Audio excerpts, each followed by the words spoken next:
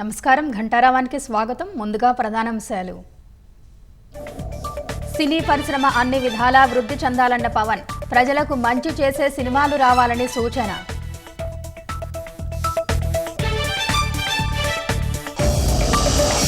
తిరుమలలో తెలంగాణ ప్రజా ప్రతినిధుల సిఫార్సులకు ఆమోదం. వారానికి 4 లేఖలతో దర్శనానికి సీఎం అంగీకారం.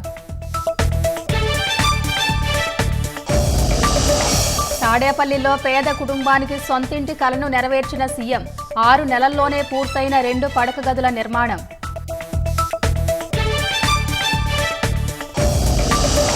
అమెరికా మాజీ అధ్యక్షుడు జిమ్మీ కార్టర్ మృతిపై మోదీ విచారం. ప్రపంచ శాంతి కోసం అవిశ్రాంతంగా కృషి చేశారని వ్యాఖ్య.